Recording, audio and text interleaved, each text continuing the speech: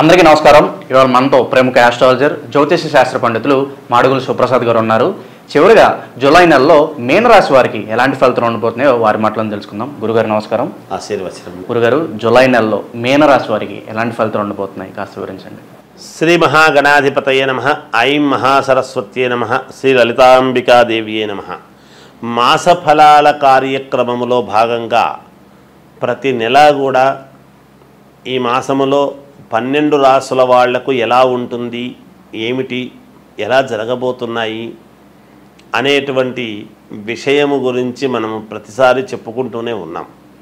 ఇప్పుడు కూడా జూలై మాసం అంతా కూడా ఎలా ఉంటుంది, ఈ జూలై మాసము అని మాసం అంటున్నాము కానీ మనము ఆంగ్లము పేరుతో మనము ఇంగ్లీష్ పదంతో మనం మాట్లాడుతున్నాము కానీ ఆషాఢమాసం అనేటువంటిది 6వ తేదీ నుండి ప్రారంభమవుతున్నది. కాబట్టి జ్యేష్ఠమాసము అయిపోయి ఇక్కడ దక్షిణాయనము ఉత్తరాయణం అయిపోయి దక్షిణాయనము కూడా ప్రారంభమవుతుంది. కాబట్టి ఈ మార్పులు చేర్పులు అయనము ఎప్పుడైతే మార్పు జరుగుతుందో కూడా కొన్ని గ్రహాలు అనుకూలముగా కొంతమందికి చిన్న చిన్న స్వల్ప ఏదో మిశ్రమ ఫలితాలుగాను ఉంటాయి.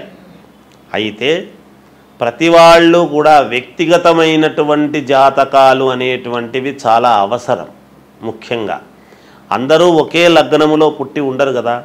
ఎవరెవరు ఏ లగ్నములో పుట్టి ఉంటారో ఆ లగ్నము నుండి మనము చూసుకోవాల్సినటువంటి అవసరము ఉంటుంది. కాబట్టి పైగా ఈ మాసములో శని వక్రగతి అనేటువంటిది కూడా ఉన్నది. కాబట్టి ఎవరెవరికి ఎటువంటి ఫలితాలు ఇస్తారు, ఏమిటి, ఆ ఫలితాలు ఎలా ఉండబోతున్నాయి అనేటువంటి దాని గురించి ఇప్పుడు నేను మీకు క్షుణ్ణంగా తెలియజేస్తాను. మీనరాశి వారికి ఈ జూలై మాసంలో చాలా అనుకూలముగా ఉన్నది. ఒకటి గమనించాలి, ఏలినాటి శని ప్రభావం అనేటువంటిది ఒకటి, తర్వాత రాహువు ఇక్కడే ఉండేటువంటి దానివల్లను చిన్నపాటి ఇబ్బందులు ఉండినను చాలా మిగతా గ్రహాల వలన చాలా అనుకూలమైనటువంటి విధానముగా ఉన్నది. చేపట్టినటువంటి పనులన్నీ కూడా ఊహించని రీతిలో మీరు పూర్తి చేసుకోవటము జరుగుతుంది. అనుకున్న దానికంటే ఎక్కువ ఫలితాలు మీకు రావటము కూడా జరుగుతుంది గాక.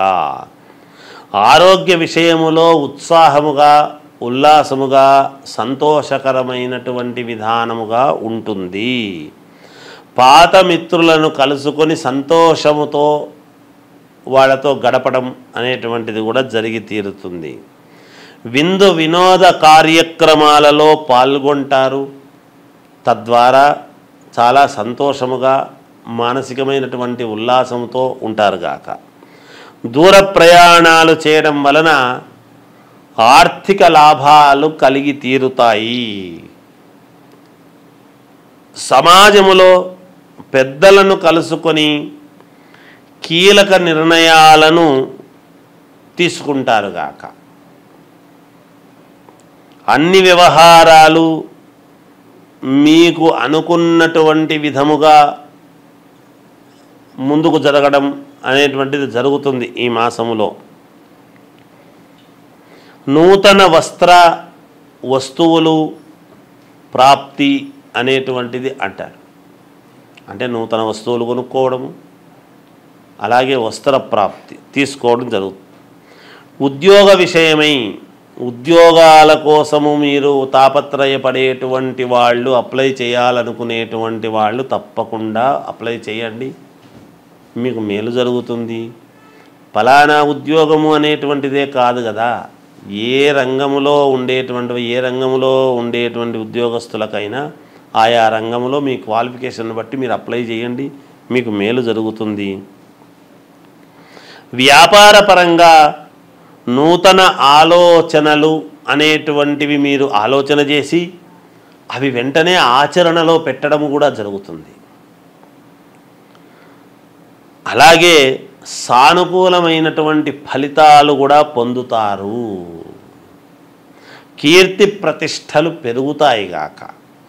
శుభకార్య విషయమై మీరు దానికి సంబంధించినటువంటి దాని మీద శుభకార్యము విషయము మీద బాగా తిరగాల్సినటువంటి అవసరము ఏర్పడుతుంది ఈ మాసములో. ఏది ఏమైనా మీనరాశి వాళ్లకు చాలా యోగవంతముగా ఉంది అని తెలియజేస్తూ జయం. గురుగారు, అలాగే మీనరాశి వారు ఎటువంటి పరిహారాలు చేసుకుంటే వీళ్ళకి మంచి ఫలితాలు ఉంటాయి అంటారు? మీనరాశి వారికి ఎటువంటి ఈ పరిహారాలు చేసుకుంటే మంచి ఫలితాలు ఉంటాయి అంటే, మీ ఇంటి దేవుణ్ణి ఇష్టదేవుణ్ణి ఆరాధించండి, శివుణ్ణి ఆరాధించండి, పరమేశ్వరుణ్ణి సకలైశ్వర్య ప్రదాత పరమేశ్వరుణ్ణి ఆరాధించండి. తప్పకుండా మీకు మేలు జరిగి తీరుతుంది. జయోస్తు. జూలై నెలలో మీనరాశి వారికి ఎలాంటి ఫలితాలు ఉంటాయో తెలియజేసినందుకు ధన్యవాదాలు గురుగారు. జయోస్తు. అందరికీ నమస్కారం. ఇవాళ మనతో ప్రముఖ ఆస్ట్రాలజర్, జ్యోతిష శాస్త్ర పండితులు మాడుగుల శివప్రసాద్ గారు మనతో ఉన్నారు. డిప్యూటీ సీఎం పవన్ కళ్యాణ్ గారు ప్రజెంట్ వారాహి దీక్షలో ఉన్నారు. అసలు ఈ వారాహి దీక్ష అంటే ఏంటి, ఇది ఎలా చేస్తారు, చాలామందికి సందేహాలు ఉంటాయి. ఇప్పుడు ప్రజెంట్ పవన్ కళ్యాణ్ గారు ఈ దీక్ష చేయడం వల్ల అసలు ఈ అమ్మవారి దీక్ష గురించి ఇప్పుడు చాలామంది మాట్లాడుకుంటారు. వారాహి అమ్మవారి దీక్ష గురించి గురుగారు మాటలను తెలుసుకుందాం. గురుగారు నమస్కారం.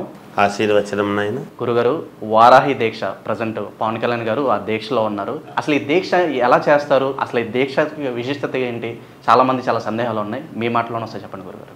శ్రీ మహాగణాధిపతయే నమః. ఐం మహాసరస్వత్యే నమః. శ్రీ లలితాంబికాదేవ్యే నమః. పవన్ కళ్యాణ్ గారు వారాహి అమ్మవారి యొక్క దీక్షలో ఉన్నారు. ఆయన దీక్ష మొదలు పెట్టారు అనేటువంటిది ఆయన వేషధారణలో తెలుస్తూ ఉన్నది.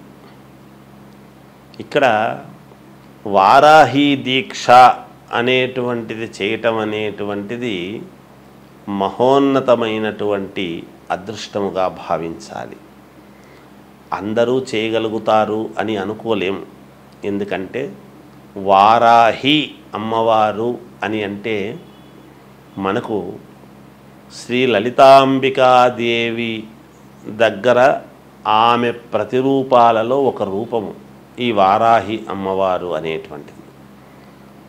తర్వాత మనం చెప్పుకోవాల్సినటువంటిది ఏమిటంటే, భూములకు కానీ కుజుడి యొక్క ప్రభావము దీని మీద పట్టు చాలా ఉంటుంది. ఎప్పుడు కూడా వారాహి అమ్మవారు దీక్ష అనేటువంటిది ఎవరైతే చేస్తారో చాలా శక్తులు వస్తాయి. చేసే విధానములో ఉంటుంది ఏదైనా కూడా. సరే, ఎలా చెయ్యాలి అనేటువంటిది చెబుతాము. చేస్తే వచ్చేటువంటి ఫలితం ఏమిటో ముందు చెప్పాలి కదా. అందువలన అమ్మవారి అనుగ్రహము పరిపూర్ణముగా మన యందు ఉంటే తప్ప మనకు ఆ అదృష్టం అనేటువంటిది, దీక్ష చేపట్టాలి అనేటువంటి మనస్సు కలగటం అనేటువంటిది కూడా అమ్మవారి అనుగ్రహం ఉంటేనే జరుగుతుంది. ఆయన ఒక రథం, వారాహి చైతన్య రథం అనేటువంటిది పెట్టుకొని దాంట్లో ఎప్పుడైతే వారాహి ఎన్నికల ప్రచార రథముగా ఎప్పుడైతే వారాహి అని పెట్టారో అప్పుడే ఆయనకు విజయం అనేటువంటిది కలిగినది. ఇప్పుడు ఆయనకు విజయం కలిగిందా లేదా, మరి ఆంధ్రప్రదేశ్ ప్రజలు ఆయనకు పట్టం కట్టారా లేదా అనేటువంటిది నేను కొత్తగా చెప్పాల్సింది ఏముంది, ప్రజలే అంగీకరించారు కదా. అంటే అలా అందరి మనస్సులను కూడా వారాహి అమ్మవారు అలా మార్చేసి అయస్కాంతములాగా అలా ఆ వ్యక్తి దగ్గరికి తీసుకువెళ్ళడం జరిగింది. ప్రజానీకాన్ని అంతా కూడా ఆయనకు మొదట కూడా ప్రజలు చాలా ఎక్కువ మంది ఆయన్ను చూడంగానే వస్తారు, గౌరవిస్తారు, అది సంగతి సరే. కానీ విజయం అనేటువంటిది వారాహి అమ్మవారి యొక్క ఆ వాహనము మీద ఎప్పుడైతే ఆయన ప్రచారము అనేటువంటిది చేశారో, ఎక్కి దాన్ని పరమ పవిత్రముగా ఆయన చూసి ఎప్పుడైతే వాడుకున్నారో ఆయనకు ఆ విలువలు తెలుసు. కాబట్టి ఎలా చేస్తే ఏమిటి అనేటువంటిది ఆయనకు బాగా క్షుణ్ణంగా ఆ విలువలు తెలుసు. కాబట్టి ఆయన ఆ దీక్ష తీసుకోవడం జరిగినది. మనకు ఉండేటువంటి కష్టాలు దొరుకుతాయి, భూముల పరంగా ఉండేటువంటి ఇబ్బందులు దొరుకుతాయి, జనాన్ని బాగా ఆకర్షింపజేసేటువంటి విధానముగా ఉంటుంది. అందరూ ఒక్కసారిగా మన వైపు చూసేటువంటి విధానముగా ఉంటుంది అమ్మవారి దీక్ష వలన. తర్వాత మన వ్యక్తిత్వాన్ని చాలా పెంచుకునేటువంటి విధానముగా కూడా ఉంటుంది. మన నడవడికలో చాలా మార్పులు వస్తాయి, మన మాట తీరులో మార్పు వస్తుంది. పరిపూర్ణమైనటువంటి వ్యక్తిగా, మూర్తీభవించినటువంటి వ్యక్తిగా తీర్చిదిద్దడానికి ఉపయోగపడుతుంది. ఇది అందరికీ అవసరమే. నిజంగా కూడా వారాహి అమ్మవారి దీక్ష తీసుకొని అందరూ కూడా సంతోషంగా చేసుకుంటే పుణ్యమైనటువంటి విధానమే.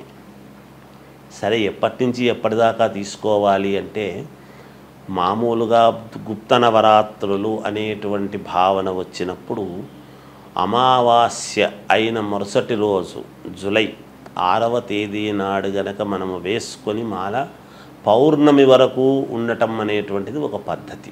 లేదా 11 రోజులు ఏకాదశి వరకు ఉండటం ఒక ఆనవాయితీ. ఆ తర్వాత 21 రోజు, 27 రోజులు, 41 రోజు, 54 రోజులు, 108 రోజులు మీరు ఉండగలిగినటువంటి పద్ధతి ప్రకారముగా వేసుకొనవచ్చును. అయితే ఒక దీక్ష అంటే భవానీ దీక్ష అని కానీ, శివమాల అని కానీ, ఆంజనేయ స్వామి మాల అని కానీ, అయ్యప్ప స్వామి మాల అని కానీ, ఇలా అనేక రకాల దేవతల పేర్లతో మనం వేసుకుంటూ ఉంటాం. వారాహి అమ్మవారి యొక్క దీక్ష కూడా పరమ మహోన్నతమైనటువంటి దీక్ష. ఇది శాపనిద్ర,